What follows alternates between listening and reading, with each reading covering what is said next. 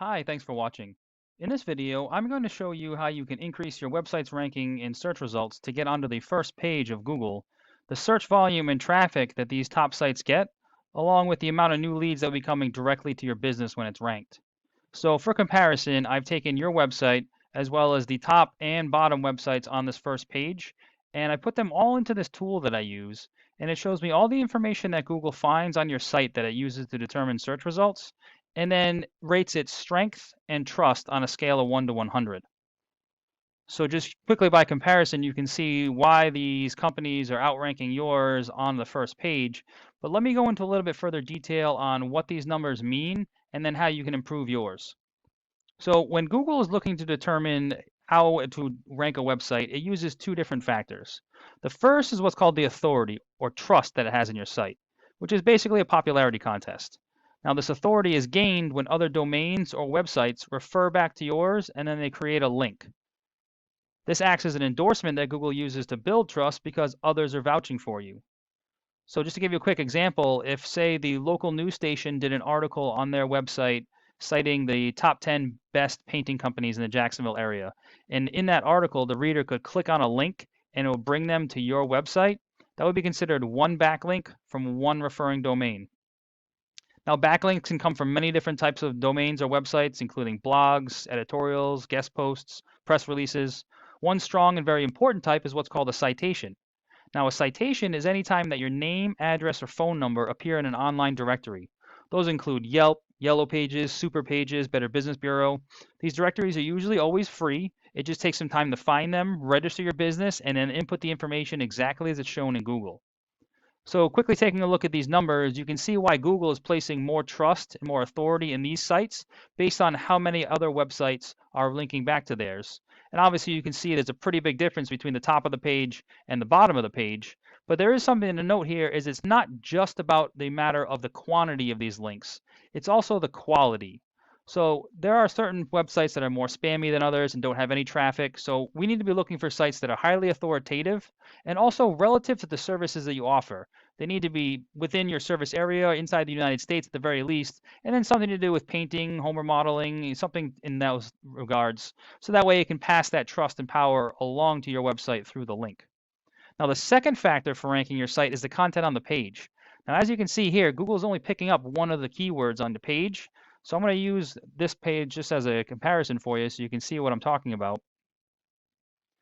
These are all the keywords and phrases that are being typed into Google search that are being found on this website, as well as the volume, the number of times per month they're being searched. Now, this is where some research gets done to find all the highest volume keywords relative to the services that you offer and then the areas that you service, and making sure that those are being included on your site and picked up by Google. So for instance, painting Jacksonville, Florida, 600 people a month are searching for that exact keyword phrase. If you were on the first page of Google, 600 people will be seeing your site. And then we're extremely conservative, and Google Analytics estimates about 10% of total search volume gets converted into a lead for your business. So that's a potential of 60 people either calling you or doing a form submit through the email on your website. And then depending on what the conversion rate is for customers that actually get jobs done, you can see how that volume of leads coming into the business every month can add up to some revenue at the end of the month and at the end of the year. And that's just based off one keyword phrase.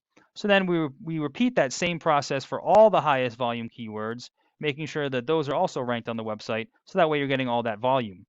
Now, there is a formula that Google uses to find these keywords on your site. So if we take a look at here, the layout is looking good. We've got all the information right at the top. It appears to be mobile optimized, so everything is click to call, even the header, which is great.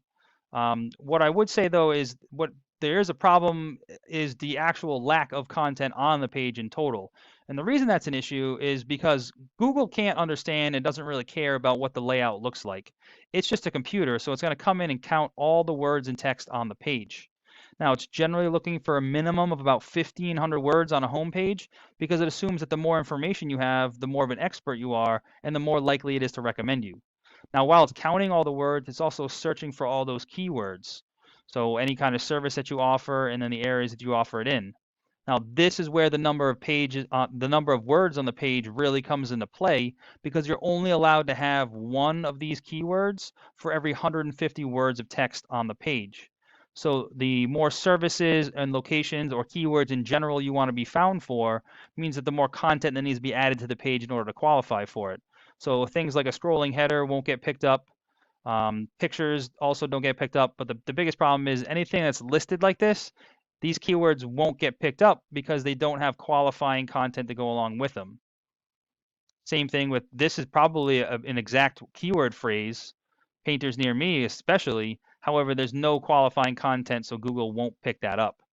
Now, how it looks in search results is whenever anybody is searching, the first thing they're going to see is what's called the map pack. This is actually a pretty important area to try to get into because a lot of volume and traffic comes to these top 3 sites since they're always at the top of the page. Now, to be listed in here is free. You just need to fill out your Google business profile, which is part of the Maps app, so you can do it right from a smartphone.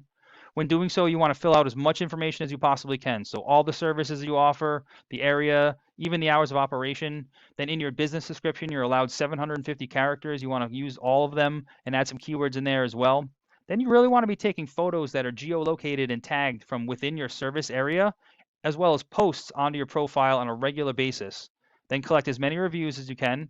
And then you want to get as many citations as possible. Your name, address, and phone number. You want to appear in more directories than anybody else on this list. So then underneath that, this is what we call the organic search results.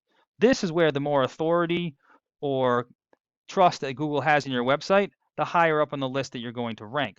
So this is where getting more of those referrals or backlinks from other websites is going to help you climb and outrank the competition. Then once you are ranked, you'll be getting all that search volume and all those leads coming directly to your business. Now, I hope this information is helpful and it shows you how you can scale some of your online presence, but please feel free to reach out if you have any questions or if you'd like to go into any further detail. We could talk about some of your goals for the business and then we could do some research on our end to find out what it would take for you to reach those. And we always appreciate getting feedback as well, just to find out if information like this is useful for you. So please let me know what you thought. I appreciate your time and look forward to hearing from you.